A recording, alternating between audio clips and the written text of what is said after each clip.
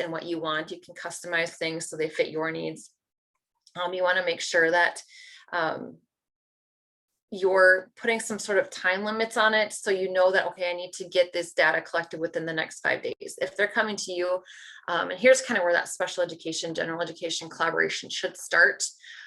For sure, sometimes it's at tier 2, but right here we end up make sure, because usually they're getting referred at this time, making sure that community on the special education end, I need this data by this time. Giving, if as a special education person or whoever wants to collect this data, if you give that general ed teacher the form, instead of making them go find something or saying, you know, oh, print this out, if you hand it to them specifically and set it on their desk, and maybe give them a little, you know, chunk of chocolate or something to go along with it. You know, can you please get this to me by this date? It'd be awesome. And making sure that gets collected in time for you to kind of look at it before the meeting would happen. Again, the first thing I'm going to say when we talk about individual supports ideas is we have to foster relationships. A big part of this is having that child be part of the planning process. Kids are a lot more likely to do something if they're included in the planning process, as opposed to a room full of adults just sat around and came out with this piece of paper and now I'm supposed to do this. You know, those really aren't the best ways to go about getting a child to change their behavior. Taking a break system. A lot of our kids are just overwhelmed. They need to learn how to take a break, and that's a whole nother, you know, 2-hour presentation.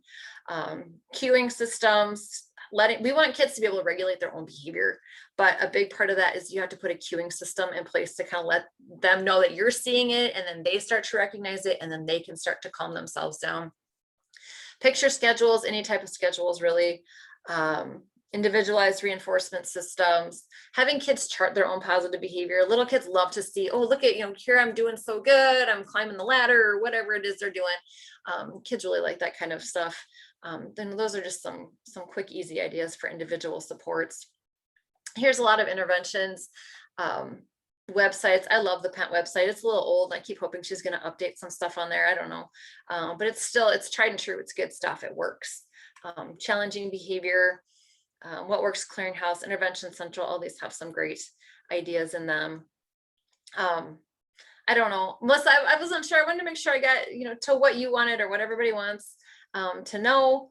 I could talk about behavior for days. So if anybody has questions, we can certainly, you know, go through some troubleshoot some things, or if you want to set up just kind of a one-on-one time with me, you know, feel free to get in contact and we can, you know, hash some stuff out. I have great resources. I have some great coordinators that I work with who have been there, done that, know what they're going, you know, what needs to be done. So just let me know. I don't feel like I've taken a breath for like half an hour. And we can, when we do breakout groups, maybe some things will come up too that people have questions for. Thank you, Becky. You're welcome. How do I unshare my screen? Hey, Brandy, you ready? I am ready. Yes. You're going to have to wait for Becky to figure out how to unshare her screen. What do I need to do? Stop share. There we go. There you go. Remember, you have the Padlet too. So as we're switching presenters, if you have a question or comment or some thoughts that you want to add to that while Brandy's getting her piece up. All right. Well, my presentation isn't quite as detailed as Becky's. Mine's just kind of more of a big overview, but I'm more than happy to dig into some specific pieces if we have any questions about any of that. So we're going to take a look at some tools, tips, and resources to use when developing academic interventions in your school. So first, just a quick overview of what we mean by interventions. Becky talked about the PBIS, which is the kind of behavior side of that. And I'm going to talk about the RTI, which is the academic side of that. Regardless of which one you're looking at, you're going to have those different tiered levels of supports. So that tier 1, that green area, that's what you provide academically for all students. So if we're thinking about reading, it's that core classroom instruction that every student receives. And the first thing we want to do is make sure that that tier 1 instruction is rock solid. The teachers are very knowledgeable about foundational literacy, and they've got some explicit instruction teaching practices in their back pocket that they can pull out and get all students practicing all skills and moving towards success in that area. Once as a school you've got that down solid, you will probably still have some students who struggle, and that's where we can start looking at some of those tiered interventions. So those students who your data shows you are having, just a little bit behind and struggling, that's where the tier 2 supports can go in. Typically that is maybe 3 to 5 students in a group, maybe 3 to 5 days a week. And then if you have those students who have significant delays academically, maybe they're a couple of grade levels behind, you're noticing some gaps in a lot of those early skills that they should have learned a few years ago, that's where that intensive intervention support is going to come in. And typically for that, you're looking at providing supports for 1 to 3 students and most likely 4 to 5 days per week. And the reason being is when we're looking at that intensive support, we want a smaller number of students in the group so that those students have more opportunities to respond to your prompts and more one-on-one practice to really move up their growth progress so that we can move them towards grade level expectations. So some things to keep in mind if you are looking at developing some academic intervention supports in your school. The first thing we want to do is look at developing a plan. First, a plan of how those tiers are going to look, who are the people that are going to be providing those intervention supports, and also just a process for how we use our data to make those decisions to best support our students. So on the right side, there's a graphic from the National MTSS Center, and it gives you some of those pieces that go into that solid intervention plan. So the first thing you start with is some screening data. Some screening tools might be like an Acadience or an AimsWeb or a Dibbles or something like that, where you're collecting just quick short measures on your students 3 times throughout the year. Once in the beginning of the year, usually once either right before or right after Christmas, and then once at the end of the year. And those screening measures will give you an idea of who is on track to meet grade level expectations, who is maybe falling a little bit behind, and we need to do some more digging to see where those gaps are in their learning. So once we've identified those students who are behind, a lot of times you'll have some kind of a diagnostic assessment that you'll do with them. If you're looking at literacy, your diagnostic assessments are going to be based around those big 5 areas of literacy. So if you're noticing gaps in phonics, you might use like the core phonics survey. If you've got some gaps in phonological awareness, then you'd want to use like the PALS or some kind of phonological awareness tool and really pinpoint where those specific skills are. Your intervention group should really be focusing on skills, not just a program. Once you've identified those skills, you've grouped students around those skill areas, then you provide some of those intervention supports to them. Then we need to figure out if the intervention supports we provide are actually working and if our students are making progress. Well, the best way to do that is to collect data on the skills that you're working on. So for those tier 2 groups that maybe are just a little bit behind, you maybe collect progress monitoring data a couple times a month. But for those students who are the furthest behind, you're probably collecting data weekly or maybe even daily. For those kids who are the furthest behind, we really want to be able to track even just incremental small amounts of growth. When we take a look at that progress monitoring data laid out in a graph or a chart, you have a really good visual of whether or not students are making progress or if they're not. And if you have some data points that are showing you that this intervention isn't working, the student isn't growing in these skills, then it's time to make some adjustments to those interventions. The next thing to keep in mind when you're developing an intervention plan is to have some fidelity with your plan. Fidelity in how you carry out the instruction with students, fidelity to collecting data on a routine basis, fidelity to meeting on a regular basis to talk about that data and make those database decisions for your students. Another big key for successful interventions is that communication piece. As an intervention teacher, you want to make sure you're having communication with that general classroom teacher as well, what skills you're working on, what growth you're seeing or not seeing. Also communication with grade level teams. Grade level teams should be meeting weekly to monthly to talk about the data that you're collecting and how students are doing. And most importantly, really having strong communication with family. If a student is struggling in reading and you want to pull that student into an intervention group, it's really important to have some conversations with family about what you're noticing. Because a parent could get upset pretty easily if their child comes home one day and says, oh, I'm going with Mrs. So-and-so to work on reading. And they hadn't heard anything about any reading challenges prior to that. So that ongoing communication piece is key. So data really is the driving piece for successful interventions. And we've got some good data tools that districts can use when they're trying to look at how to analyze data and how to use that data to make decisions for students. Through the State Personnel Development Grant, we revised the RTI data workbook and made it more universalized. So regardless of what benchmark or progress monitoring tools your district is using, you can use the steps laid out in this data workbook to really look at your data, big picture at how the school is doing, to how your grade level is doing, down to the individual student. If you go to the SPDIG website, there's listed under that MTSS section, they've got those pieces there. And I just pulled those up here for you. Let's see. So in the first part, it talks about all of the different steps. If you're just getting started trying to figure out the data piece and interventions, these year one processes would be a great place to start. And once you've got that solid core and you're ready to dig in more into the tier 2 and tier 3 data pieces, this year 2 plus is a great next step to go to.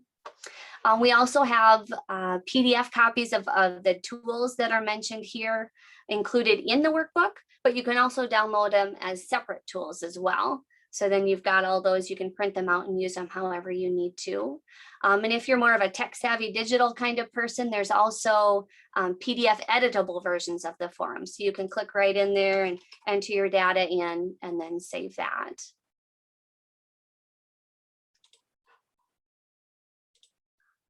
Another really great resource when you're looking at developing an intervention plan for your district is the Center on Multi-Tiered Systems or Supports, also called the MTSS Center.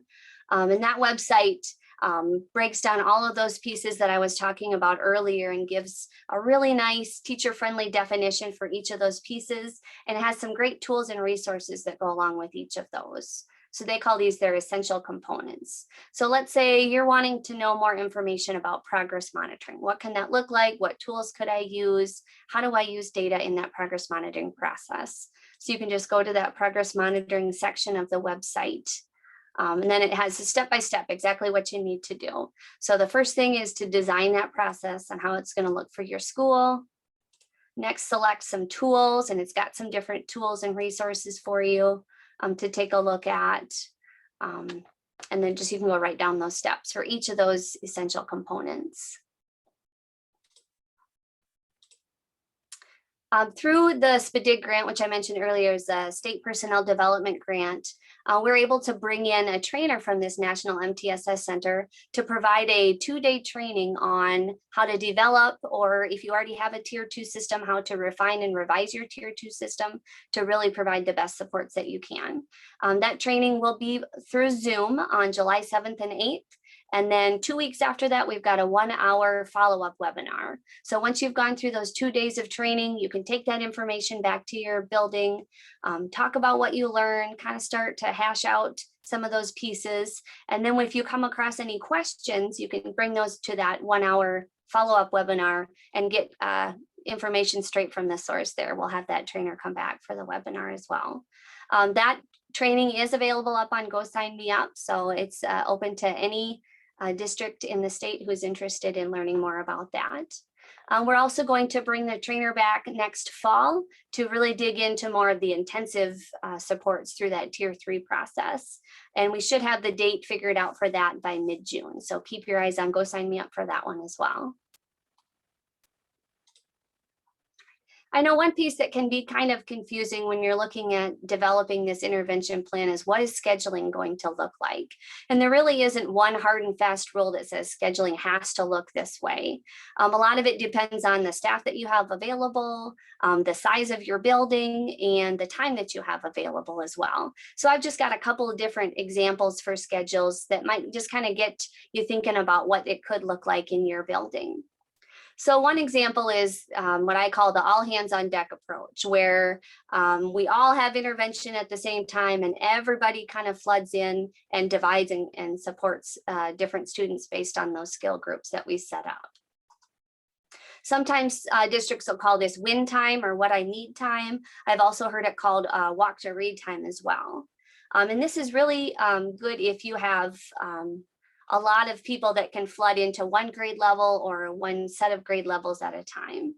I've got an example schedule over here. We've got 3 first grade classrooms. They've done their fall benchmark.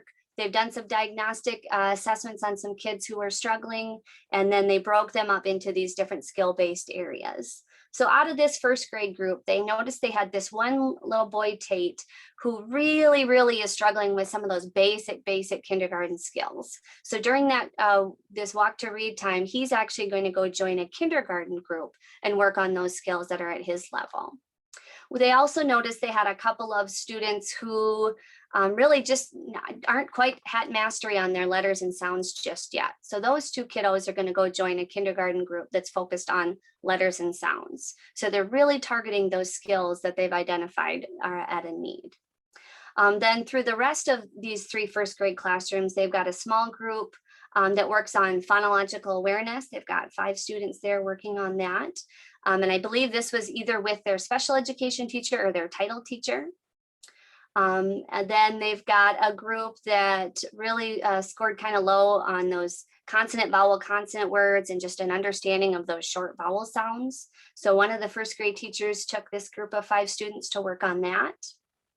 Then they had another group of students that were doing pretty well with their vowel sounds, but the consonant, those 2-letter blends were really a struggle for them. So those students, they grouped together and they went with another first grade teacher, and which left them with a lot of students who are working at or above grade level, which is fantastic.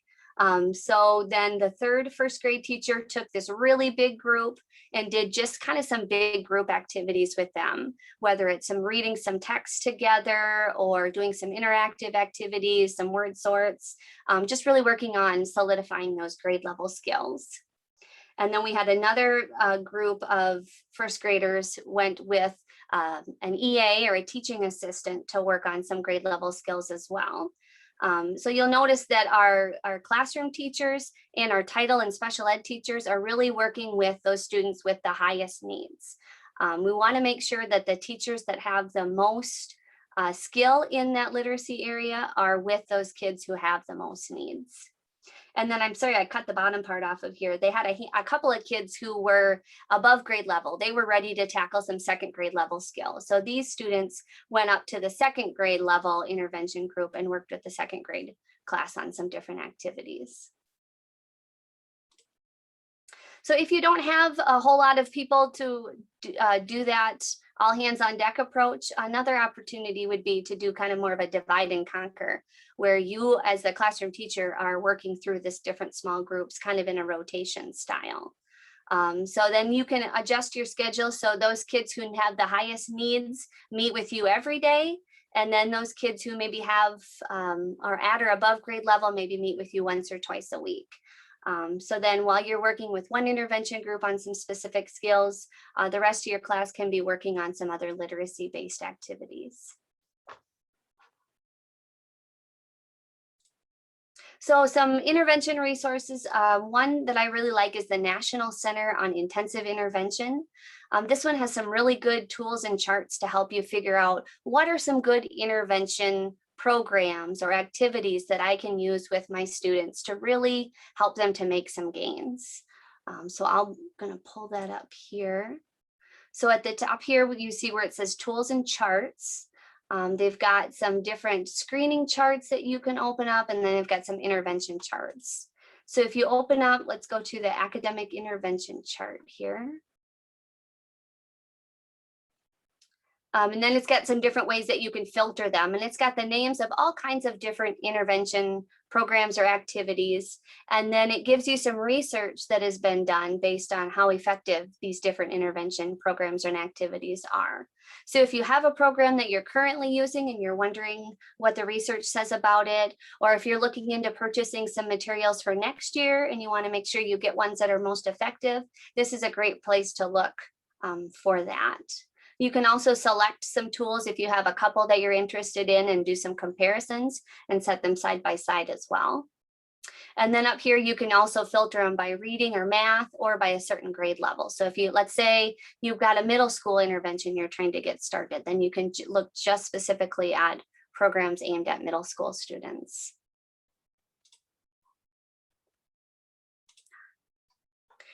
So as I said in the beginning, the family communication piece is really essential to the partnership and helping our students be successful. And through the SPDIG grant, we've developed some really great family literacy resources. We've got this family literacy website called Read to Succeed. Let me see if I can get that to open up.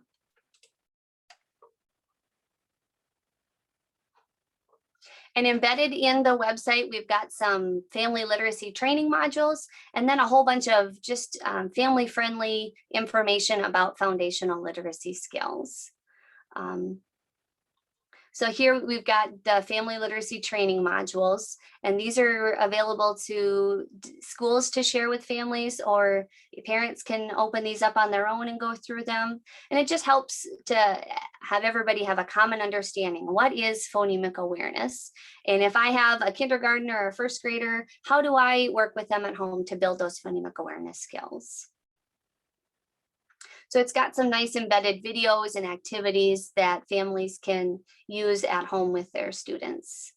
There's also a nice visual to help families identify which activities and skills are the best match for the grade level of student that they've got at home.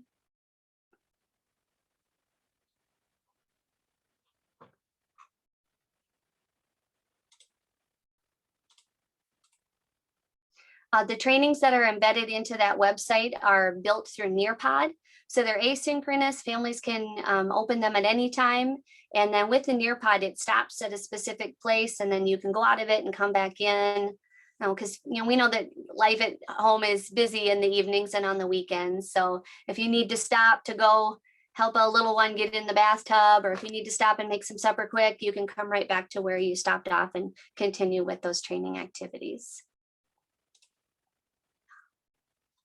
There is also a face-to-face version of the training that we offer for schools as well. And this summer, we're going to be offering a Train the Trainer. So if there's anybody in your district who's interested in holding a family literacy night to give parents the training and the information, and even some chance to practice some of these activities, this is a great way to get that information in your school. I know a lot of schools, if you're a Title I school, one of your requirements is to have some kind of a family event.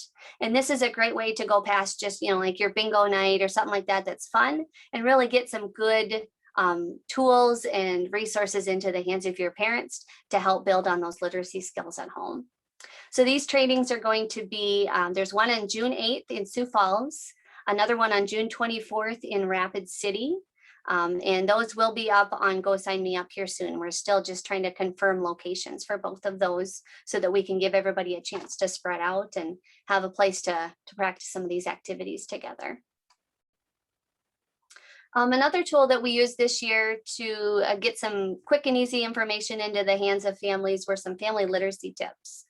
So at the beginning of last year, originally we had talked about we should put together a newsletter and send this newsletter out to everybody. But the feedback we got from schools is parents get enough newsletters. They get enough papers home in their backpack.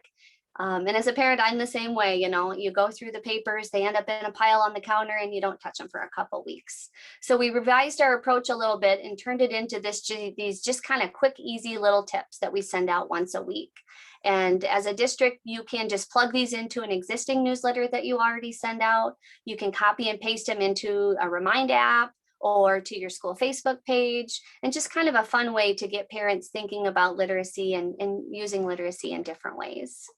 And we also have the same backpack icons on the literacy tips, so parents can quick scan them and see which ones are the best fit for their students at home.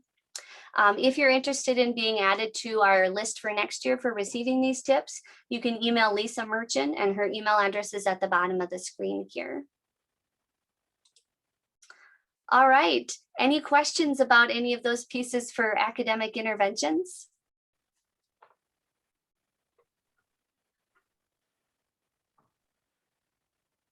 And Brandy, you want to look at the Padlet, because I think there might be a couple that you could Okay. help Okay. with. And I actually have a couple more resources that I had pulled up that I forgot to include in there. So I'm going to show you those real quick if that's okay.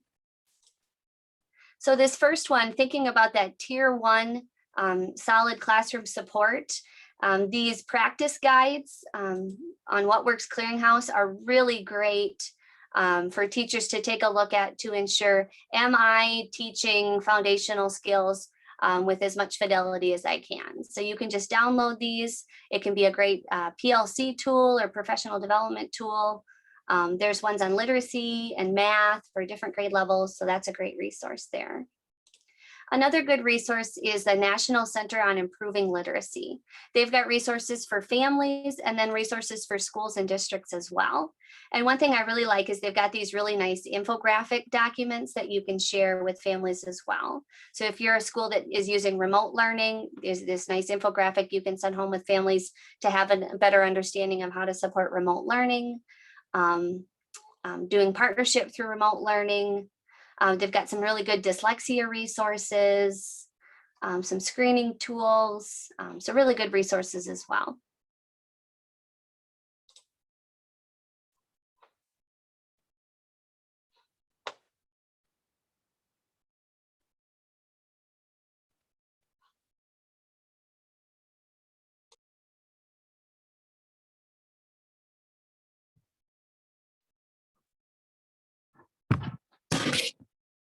Thanks, Brandy. Appreciate that. So Todd County, Anna, you want to introduce your team? Sure. Well, my team's pretty small today. It's myself, and then I also am joined by Krista Morrison, and she's our curriculum director at Todd County. So that is our team. Hi, everybody. Thank you for having us. Yeah. So I'll just start off, if we're ready for that, just describing where we're at in this process with RDA and just what work we have done with interventions. So how this all started is we first joined the pilot to be an RDA district. And when we were going through the data, we did all the activities with Kylie and team and sorted out some data. And what we found is that we had a large number of SLD kids, specific learning disability students. And we really wanted to explore the cause for that. And it just seemed like it wasn't the appropriate ratio to our student population. So then as we were digging, we really thought about how in our district it was set up where special education was considered the only solution to struggling students. And that might be a perceived solution. It's not necessarily that there weren't other interventions going on, but I think that was, so we would get referrals when students struggled, they would just become special education referrals. And so we started thinking about how is that process, are we funneling appropriately? Are we thinking about what we can do before we restrict their environment and they become special education students? Or, what's going on there? And so we ended up wanting to look at our SST process, which is our student success team process. And I think on the 14th, I'll get to share a little bit more about that in more detail, but that ended up being our focus. But through that, we had to ask a lot about how we were doing interventions before it even became a referral to special ed. And I don't have any visuals, I'm just chatting. So if you guys zone out, sorry, but I'll try to, maybe I'll wave my hands down in a little bit, keep you entertained. But we looked at that, we started asking some questions about the interventions that we were doing and also how that led into the process. And some of those questions are, where is there to blame? Because we want to do that naturally. We see this problem. Okay, is gen ed to blame? Is it special education? Is it because somebody made up this inappropriate teachers assistance team form? We started looking at those questions. We also didn't know what people didn't understand when they were doing interventions. We asked questions about why do people forget to keep on doing the interventions when the student moved from one grade to another? Why is our tracking not consistent? And I know these are negative, but when you look at some of that data, and you do, I mean, I think you naturally think, this is a problem, how do we fix the problem instead of some of our positives? So I will say during this process, a lot of the good things that were happening came to the surface and we just had to organize ourselves. So anyways, we asked those questions, and what came out of some of this discussion about interventions is one, that we had to align our interventions. And to do that, we had to step back and think about vision thinking, and we had to think about philosophies. And that seems really slow because you see students struggling right now and you want to intervene and we want to have good interventions, but we realized we needed to back up. And the reason our interventions have been inappropriate is because we didn't align our philosophies yet. We had some buildings that thought interventions was based on grade level. Some thought it were based on that level in the program. Others thought of it as looking at skills, which is what our team was trying to get us all to figure out, that it was skills-based intervention. So we went through all that. We also, so a lot of our work the first year was asking the right questions and then being okay not having solutions and just backing up to see, first, do we have the right definitions about interventions? Do we have the same philosophy about the purpose of interventions? And then how does that affect our special education team? So we had to back up a lot. And I know one of the prompting questions is, what do you recommend to teams going through their process? And I think it's being okay with that. I mean, we know that students are struggling and they need our immediate assistance, but if we do it poorly, we're still not assisting them. So we had to really back up and just be okay, knowing that there's still some inappropriate things going, but in the long run, we're fixing that in a more strategic and solid way. Anyways, as we were, not anyways, that was a big major part, but after that, we also started thinking about very material things like, okay, so we know that there's some kind of cause or perception that made us think a kid's not at a number 10 level in this reading program, so it must be a special education student. We're going to send them to the referral. We realized there wasn't that middle group. And then we started thinking about our title, like how are we using title? How do we collaborate more with administrators and talk to them about how interventions look in their school? How can they use title towards that? That's still a discussion, and that's not necessarily special education's department to overhaul that, but it's prompted a lot of conversations that I think have helped us align some intervention methods, because we realized we thought of title differently as that middle group. We didn't think of it as just something that was available to buy resources or to get appropriate programs. We thought of it as some intervention pieces, or a resource for interventions pre-referral. Just looking. So then we started some of the actions we have started in terms of intervention. So I will say most of our work has been around that pre-referral process. How to make track interventions. Are we doing things before they become special education? Again, I said I'll mention that more on the 14th. But in terms of interventions, what we have done is began to, it's really been academic focused. We're starting to lead into attendance intervention discussions, and we haven't gotten to behavior as much. So to talk about the reality of where we're at, that's where we're at, because the triggering data was with our SLD students. And that's why we investigate that. Some of the action we've done is that we realized ex-ed teachers need to understand what that core curriculum is. So we've included, with collaboration with the curriculum director, we talked with Krista, we talked about having the ex ed teachers join that core curriculum training more so they can see what pieces are appropriate for them to use for their interventions, or if it is appropriate, or if it's not appropriate to use that curriculum, we could use the same language that that curriculum uses during our interventions. So we're not relearning for the interventions. So there's some of those pieces we have started. We also, it took a very long time, but we got somebody in each building to represent that intervention process, to be able to explain it to other teachers, to be able to come back to the team and brainstorm with us how to do professional development. That person also is the keeper of the data for any intervention meetings, because one of those questions when we were trying to point fingers was, okay, so elementary spends 5 years doing all this and then middle school doesn't care and they drop the data. Well, that wasn't necessarily the case, but we weren't speaking the same language and there wasn't point people in each of the buildings. So then we have a keeper of that process of intervention. So that was another action step that came out of it. And really, they're not the interventionists, but they're just making sure meetings happen. And then they say, let's find the intervention appropriate to whatever skill sets needed.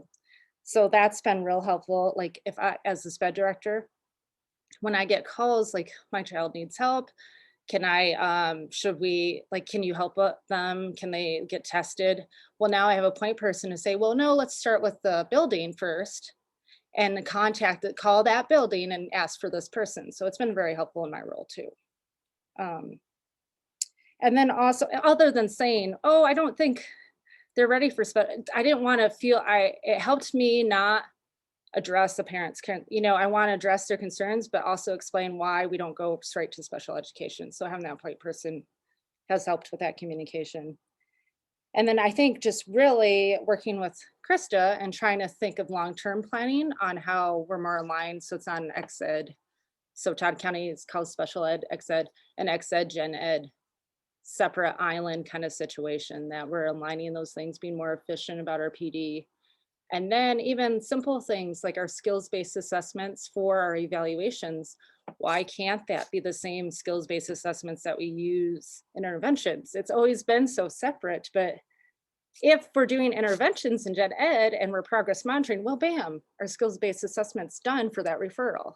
So just little things like that, that's where we're at right now. So we're not getting into, we're about to get into the work of it. So, and I think Krista can talk about some of our alignment. Yes. Sure. Yeah, so that's a good segue. So I think Anna and I came to the district at similar times. I didn't start until January of 2020, so right before COVID hit, of course. But when I came, I spent a lot of time in classrooms, just walking classrooms and meeting with principals. And one of the things, and then Anna and I met quite often at that time too. So one of the things we noticed was that there was just a lack of consistency across buildings. Very much, it's still very site-based in regarding to need, but it was very all over the board as to what was happening in classrooms. There wasn't a lot of consistency. And so really trying to figure out how do we have consistent curriculums and consistent kind of vision for instruction is our big effort at this point when you think about that tier one. Another big thing we've had in conversation is about having responsive instruction. And that we really are responding to where kids are, but what I've seen, at least from the conversation I've heard when I first came in, was there was a lot of talk about we meet kids where they are. However, there wasn't a lot of talk about how we grow them more quickly, right? So we're really great at meeting kids where they are in their current need, but we're not as good at moving them along the learning trajectory more quickly so that they can catch up to grade level expectations. So I think Brandy's lovely diagram of the kids that fit in groups, we are complete opposite of that. So we would have 20 kids in that who need these specific targeted skills, and maybe two kids who are on grade level. So we just did some data analysis just with the school the other day, and that's exactly what we found. We found like we have 2 5th graders who are on grade level and can do that, can move out of some of the intervention work. So we don't you can't think of ours as very traditional when we talk about tier 2. We are definitely not in that traditional space. And yet we still have some people who think of it very traditionally, like, oh, well, we have, this is all at grade level, and then this is that tier 2 intervention time, et cetera, et cetera. So we're trying to really think about it as responsive instruction, because there are times when you cannot, like if we've got third graders who were first graders when they were last in school this coming fall.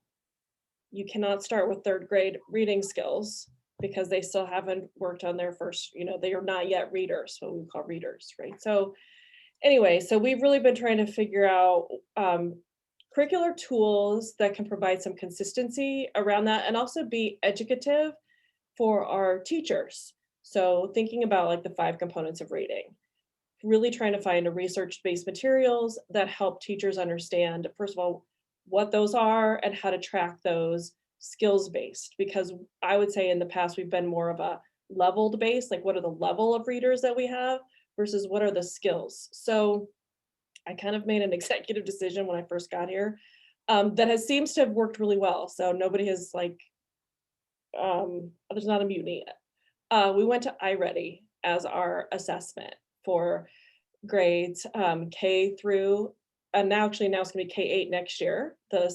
We had some 6 through 8.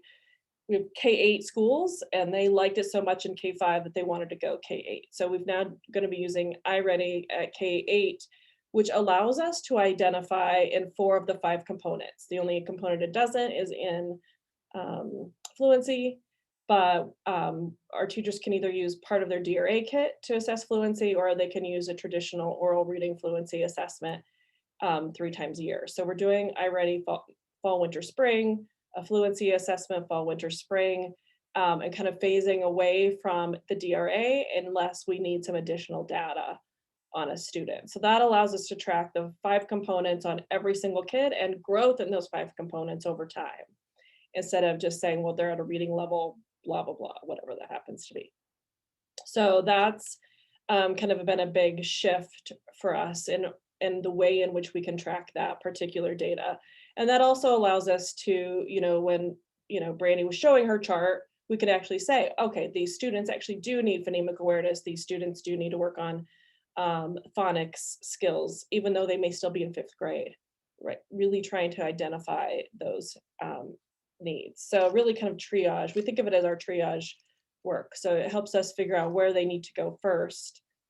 And then we really looked at some consistent curriculum materials. So we are, along with iReady, by the way, we have purchased the learning pathways. Teachers have been kind of playing with them a little bit this year, and because we're remote, it's actually been really nice. A lot of our students have been accessing the learning pathways, and teachers are really liking it. Now, obviously, it's an online tool.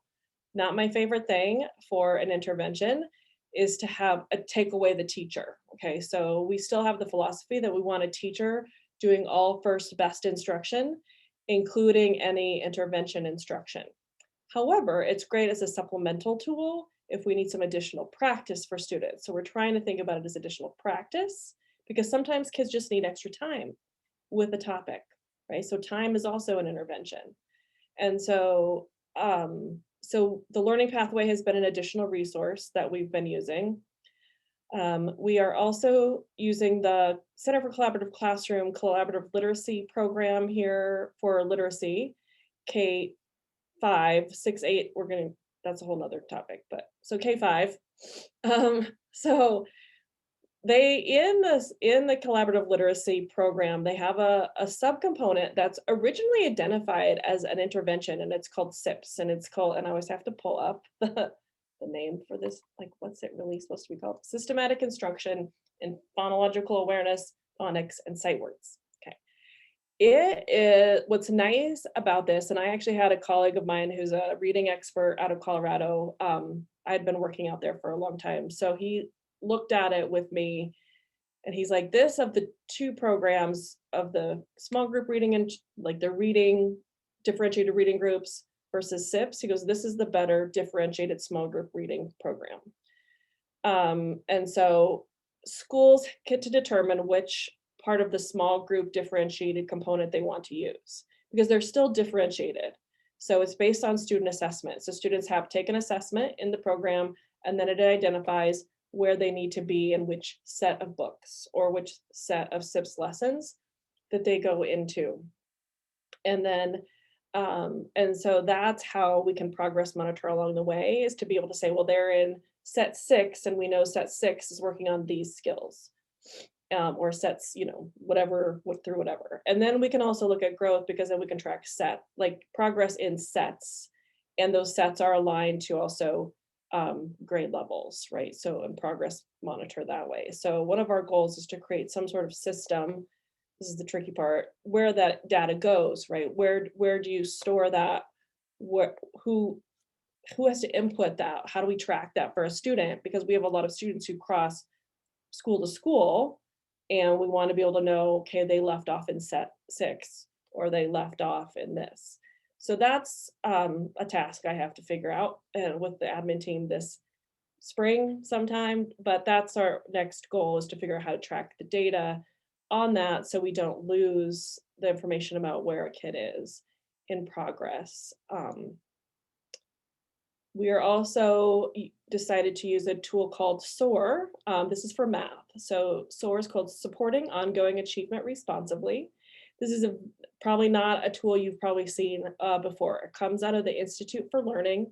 I happened to be at the Institute on the English side when they were testing out this product and doing the research on it. So randomly familiar with it, and that's getting great results. There's actually going to be an article out, I think, soon on some of the current results that they're finding in other districts as well. Now, this is the first year we've been able to be using it, and because we're remote, it's a little tricky. So our pilot was a little hit or miss. However, the teachers have really liked it, and we're also finding that it's also educative and that it helps teachers become better math teachers. So, and SOAR is also based on what's called an interview style of assessment. So you can do an interview style one-on-one with a student, where you take them through a set of interviews about a question to really surface thinking versus surface correctness.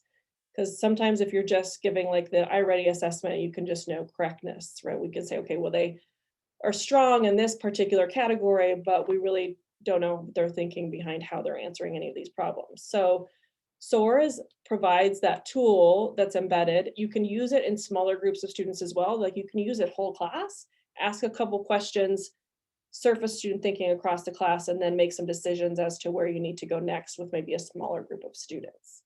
It's kind of hard to explain unless you've seen it in action, but that's another tool that we're using K-8 actually this next year, because it's built around conceptual math concepts. And so we can really start to look at the iReady data and say, okay, these are some of the big concepts that we need to tackle. And like, for example, I'll give you an example. At middle school, we know fractions are kind of a gatekeeper for moving on into anything above that, algebra. So, and a lot of times what we've noticed in this district, our students are never even actually getting the fractions unit very often, because it's at the end of the current curriculum that we use. And because it's more challenging, right? And because a lot of our students aren't on grade level. So they don't ever get it until they, so then they go to middle school and they don't have fractions. So we are intervening, what we're calling intervening early, where we are going to use SOAR first around fractions to launch into grade level fraction work, if that makes sense. So it's still assessment based. So our classes coming this fall are going to be very fluid within that first month to really figure out where kids need to be, instead of saying, oh, you're automatically going to be in 6th grade. It's really going to be more about competency based at the middle school, trying to figure out where, as they go along through the different concepts, they can grow more towards grade level. So anyway, that's kind of probably way too much detail that you maybe didn't want to know or not, but so those are our two big efforts, right? Really to really align the interventions and have them consistent, having consistent vision for instruction across the board. I will say one thing I was really excited about when I came to Todd County and that I see great strengths in is our efforts to create consistency around discipline and classroom environments. And we are using responsive classroom as our tool because it's very much a holistic approach. It's not just about discipline, but it's also creating quality learning environments, building relationships, establishing rituals and routines, and addressing behavior all in one big thing. And so that is consistent for us K-8, which has also really been, that was, I thought, was one of our biggest strengths that I saw was that is something we have in common. Every teacher gets trained in it before they even come into the schools, even into a classroom. In terms of the RDA team, that makes total sense because for our academic interventions, we have had like I said, we had a backup and see if our philosophies were the same. What's our core instruction doing before we can even explore interventions? We're on the behavior end. I said, we're not there yet, but it's also because we didn't have to delve there. Like there's an understanding of building relationships in our district. That's very important here. It's a focus. I think the core is okay in terms of behavior. Now we have a lot of intensive work to do in terms of level 2, but we didn't have to back up like we had to do for academics. So we're backing up for academics. At least that's been my perspective in terms of the RDA process.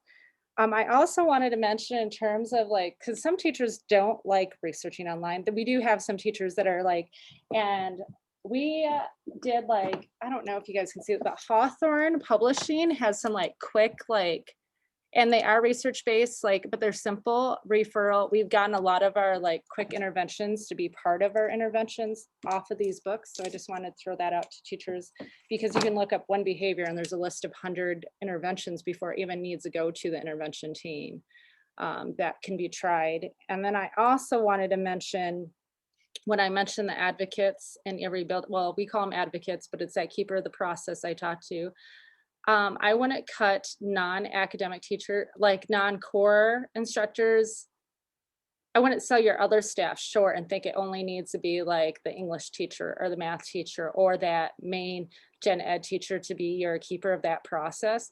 Our best person in terms of our intervention tracking that I have on the team that I'm working with is a high school PE teacher because she has that time that the other teachers don't. And she also knows teaching though. She also builds really strong relationships with students. So she can guide meetings, even though she's not the interventionist. So other teams that want to explore the people that will do this data tracking. I mean, they were excellent people. We have paras, we have a high school PE teacher. And we also, in these conversations involve people you want to, like our social worker has been a great, like we have 2 school people that work and they've been great assets and counselors. I think we always think of like the core teachers. And I think some of the biggest aha moments came from those non-typical people you have on teams, because those people are on every team, and so they're exhausted. But anyways, so I didn't mean to cut you off, Krista, but I thought I was going to forget to mention that to whoever's listening out there in the blank screens. But that's all I had to share. I didn't know, did you have any more, Krista? I just wonder if people have questions or. Sure.